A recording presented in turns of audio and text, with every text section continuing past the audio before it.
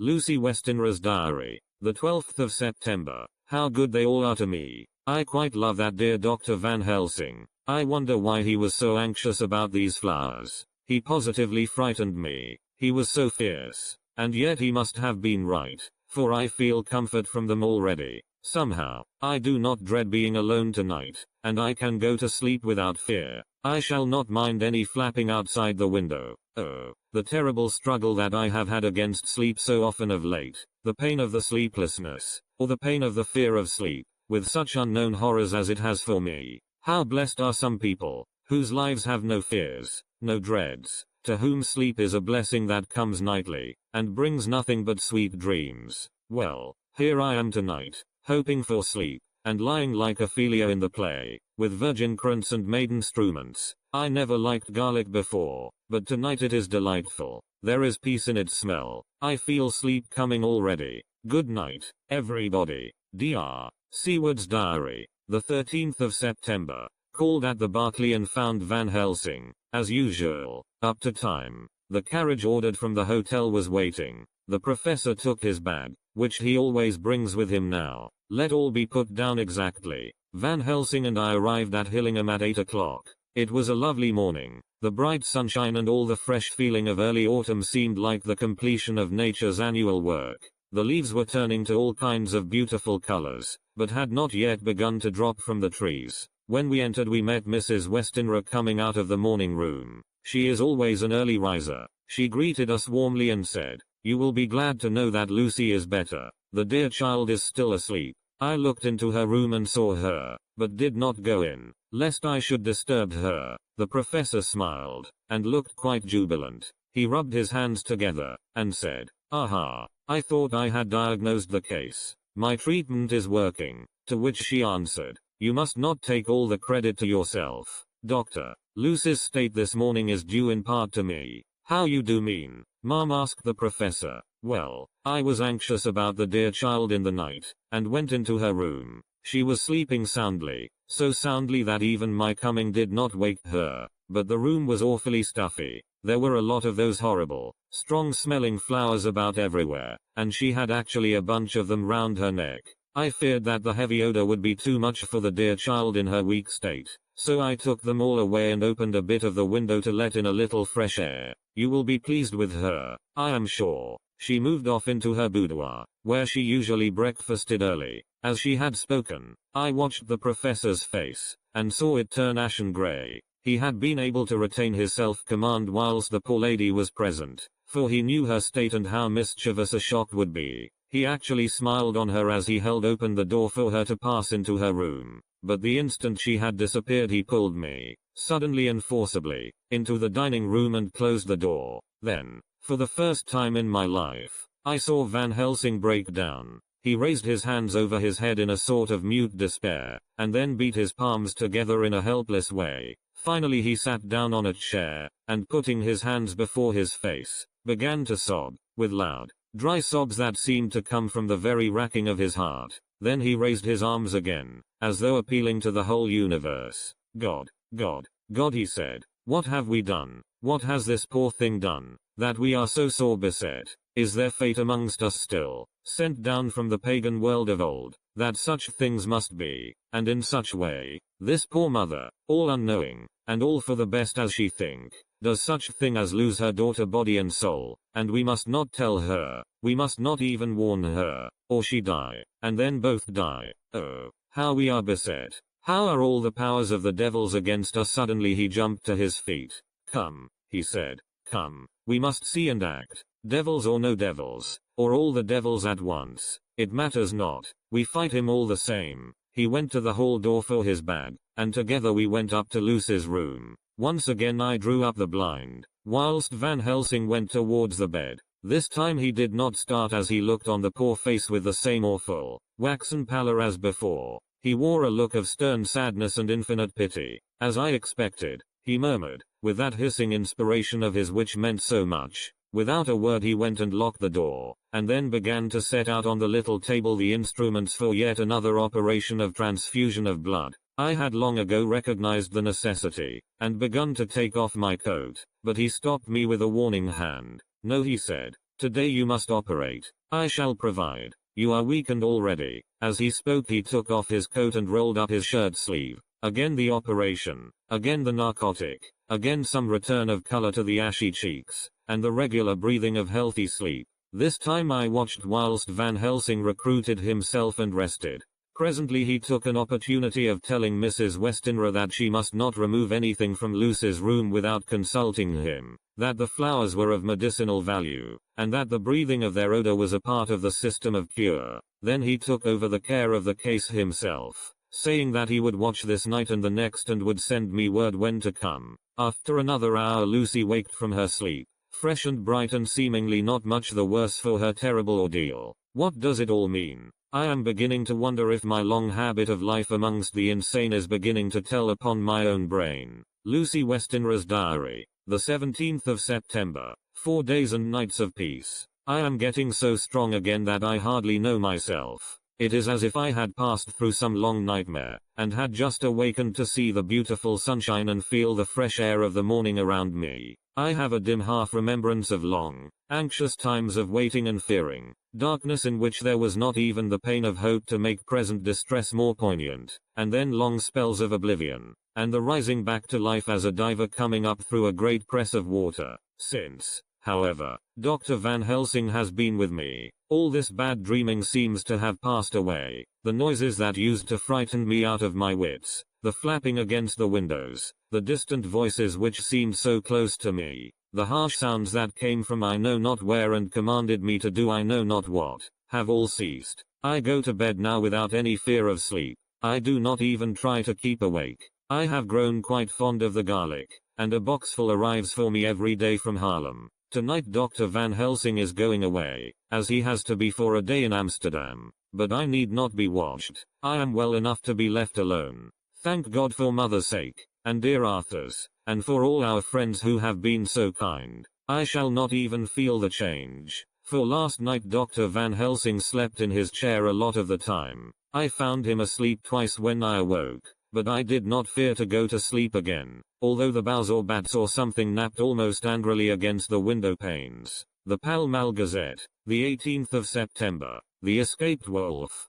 Perilous adventure of our interviewer. Interview with the keeper in the zoological gardens. After many inquiries and almost as many refusals, and perpetually using the words Pall Mall Gazette as a sort of talisman, I managed to find the keeper of the section of the zoological gardens in which the wolf department is included. Thomas Bilder lives in one of the cottages in the enclosure behind the Elephant House, and was just sitting down to his tea when I found him. Thomas and his wife are hospitable folk, elderly, and without children, and if the specimen I enjoyed of their hospitality be of the average kind, their lives must be pretty comfortable. The keeper would not enter on what he called business until the supper was over, and we were all satisfied. Then when the table was cleared, and he had lit his pipe, he said, "Now, sir, you can go on and ask me what you want. You'll excuse me refers in to talk of professional subjects afore meals. I gives the wolves and the jackals and the hyenas in all our section their tea afore I begins to ask them questions." "How do you mean, ask them questions?" I queried, wishful to get him into a talkative humor. "Hittin' of them over the head with a pole is one way, scratchin' of their ears is another, when gents as is flush wants a bit of a show off to their gals. I don't so much mind the fust, the hittin' with a pole afore I chucks in their dinner, but I waits till they've had their sherry and coffee, so to speak, afore I tries on with the ear scratchin'. Mind you," he added philosophically, "there's a deal of the same nature in us as in them theer animals. Here's you a comin' and askin' of me questions about my business, and I that grumpy like that only for your bloomin' half-quid I'd a seen you blowed fust 'fore I'd answer. Not even when you asked me sarcastic like if I'd like you to ask the superintendent if you might ask me questions. Without offense did I tell yer to go to hell? You did. And when you said you'd report me for usin' of obscene language that was hittin' me over the head, but the half-quid made that all right. I weren't going to fight, so I waited for the food, and did with my owl as the wolves, and lions, and tigers does. But, law love yer art, now that the old ooman has stuck a chunk of her tea cake in me, and rinsed me out with her bloomin' old teapot, and I've lit hup, you may scratch my ears for all you're worth, and won't get even a growl out of me. Drive along with your questions. I know what yer a comin' at, that escaped wolf. Exactly. I want you to give me your view of it. Just tell me how it happened, and when I know the facts I'll get you to say what you consider was the cause of it, and how you think the whole affair will end. Alright, governor. This here is about the old story. That wolf what we called Berserker was one of 3 grey ones that came from Norway to Jamratches, which we bought off him 4 years ago. He was a nice well-behaved wolf, that never gave no trouble to talk of. I'm more surprised at him for wanting to get out nor any other animal in the place. But, there, you can't trust wolves no more nor women. Don't you mind him, so broke in Mrs. Tom, with a cheery laugh. He's got mindin' the animals so long that blessed if he ain't like a old wolf myself. But there ain't no harm in him. Well, sir, it was about 2 hours after feedin' yesterday when I first hear my disturbance. I was making up a litter in the monkey house for a young puma which is ill, but when I heard the yelpin' and howlin' I came away straight. There was Berserker a tearin' like a mad thing at the bars as if he wanted to get out. There wasn't much people about that day, and close at hand was only one man, a tall, thin chap, with a hook nose and a pointed beard, with a few white hairs running through it.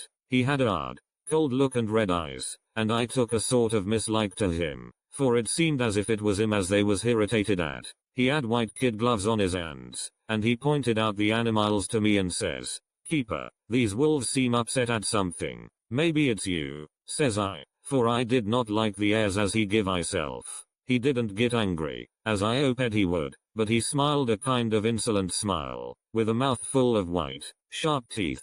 "Oh no, they wouldn't like me," he says. "Ah yes, they would," says I, imitating of him. "They always likes a bone or two to clean their teeth on about tea time, which you has a bag full." Well, it was a odd thing, but when the animals see us talking they lay down, and when I went over to Berserker he let me stroke his ear same as ever. That there man came over, and blessed but if he didn't put in his hand and stroke the old wolf's ears too. "Take care," says I. "Berserker is quick." "Never mind," he says. "I'm used to 'em. Are you in the business yourself?" I says, taking off my hat, for a man what trades in wolves, etc., is a good friend to keepers. "No," says he, "not exactly in the business, but I have made pets of several," and with that he lifts his hat as polite as a lord, and walks away. Old Berserker kept looking after him till he was out of sight, and then went and lay down in a corner and wouldn't come out the ole heavening. Well, last night, so soon as the moon was up, the wolves here all began howling. There warn't nothing for them to howl at. There warn't no one near, except someone that was evidently calling a dog somewheres out back of the gardings in the park road. Once or twice I went out to see that all was right, and it was, and then the howling stopped. Just before 12 o'clock I just took a look round afore turning in, and, bust me, but when I came opposite to old Berserker's cage I see the rails broken and twisted about and the cage empty. And that's all I know for certain. Did anyone else see anything? One of our gardeners was coming home about that time from Harmony, when he sees a big grey dog coming out through the guarding edges. At least, so he says, but I don't give much for it myself. For if he did he never said a word about it to his missus when he got home, and it was only after the escape of the wolf was made known, and we had been up all nighter, hunting of the park for Berserker, that he remembered seeing anything. My own belief was that the Harmony had got into his head.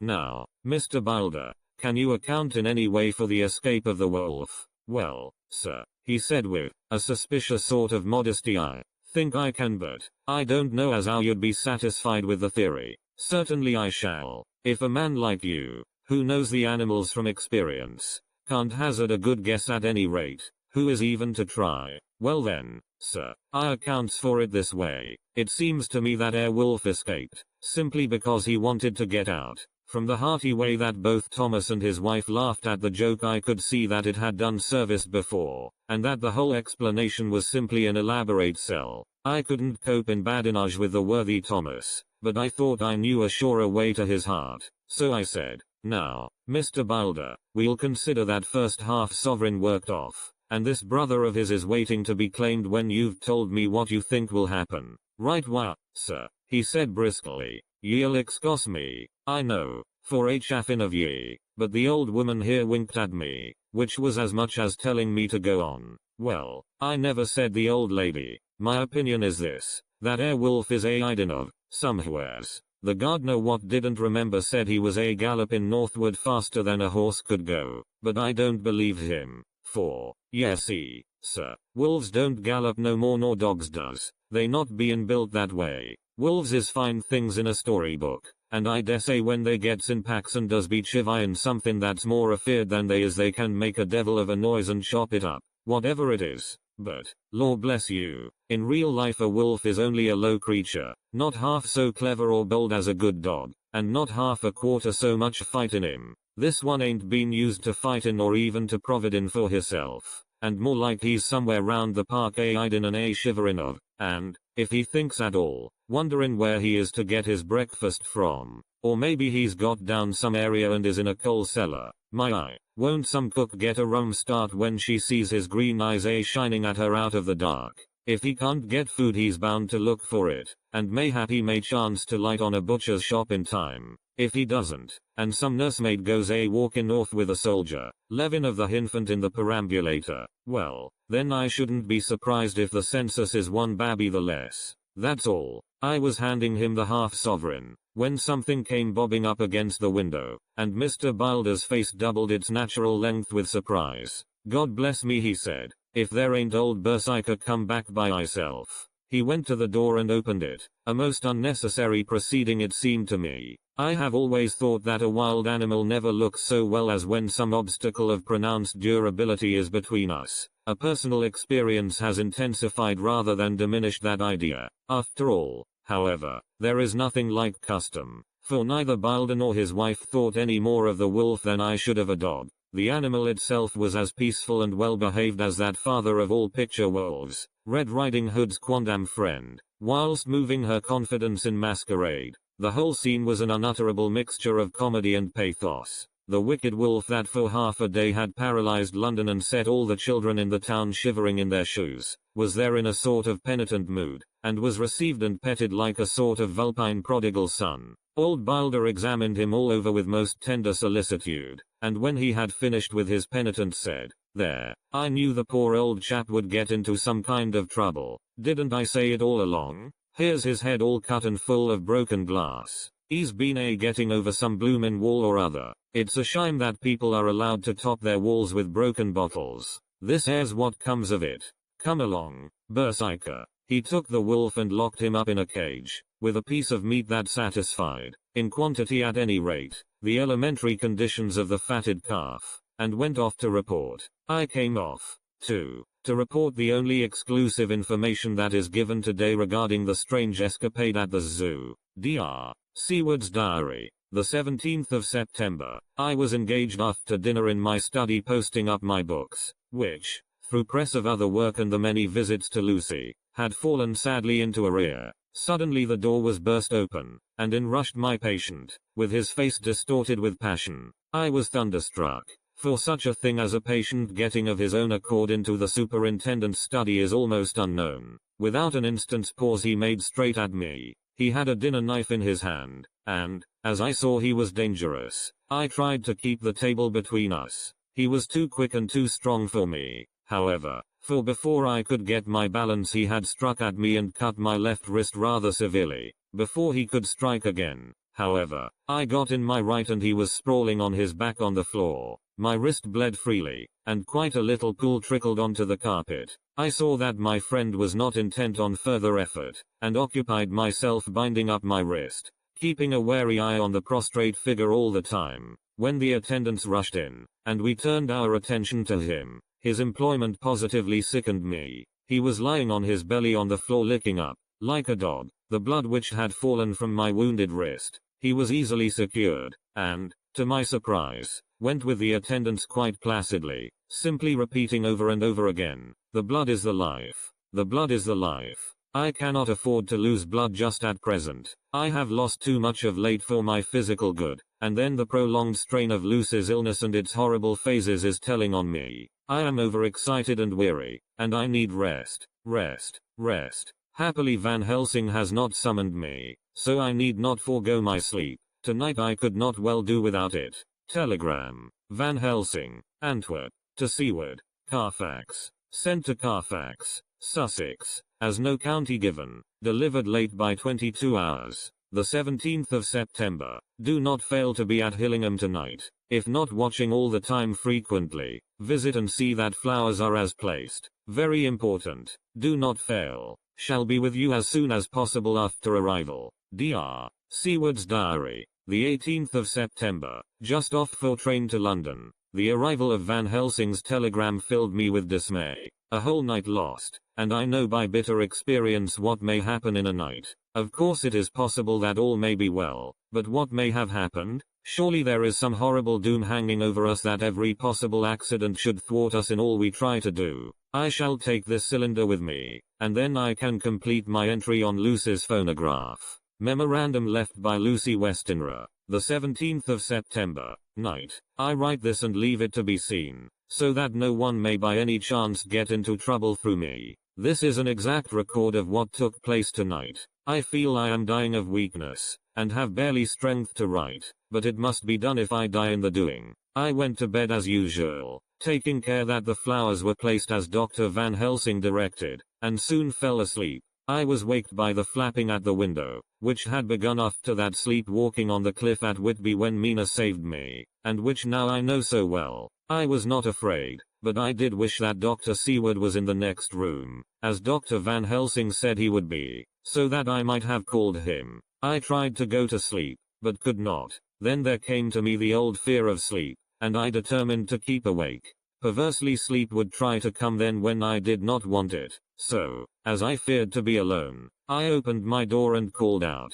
"Is there anybody there?" There was no answer. I was afraid to wake mother, and so closed my door again. Then outside in the shrubbery I heard a sort of howl like a dog's, but more fierce and deeper. I went to the window and looked out, but could see nothing, except a big bat, which had evidently been buffeting its wings against the window. So I went back to bed again, but determined not to go to sleep.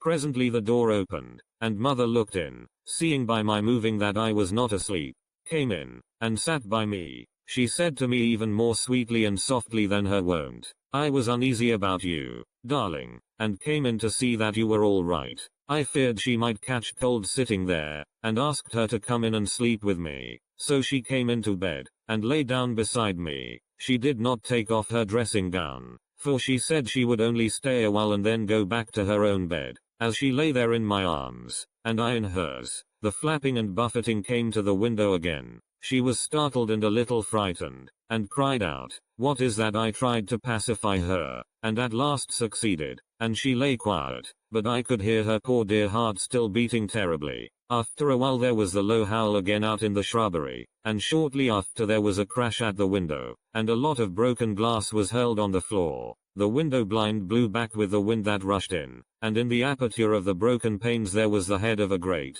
gaunt grey wolf. Mother cried out in a fright, and struggled up into a sitting posture, and clutched wildly at anything that would help her. Amongst other things, she clutched the wreath of flowers that Dr. Van Helsing insisted on my wearing round my neck, and tore it away from me. For a second or two she sat up, pointing at the wolf, and there was a strange and horrible gurgling in her throat. Then she fell over, as if struck with lightning, and her head hit my forehead and made me dizzy for a moment or two. The room and all round seemed to spin round. I kept my eyes fixed on the window, but the wolf drew his head back, and a whole myriad of little specks seemed to come blowing in through the broken window, and wheeling and circling round like the pillar of dust that travelers describe when there is a simoon in the desert. I tried to stir, but there was some spell upon me, and dear mother's poor body, which seemed to grow cold already, for her dear heart had ceased to beat, weighed me down, and I remembered no more for a while. The time did not seem long,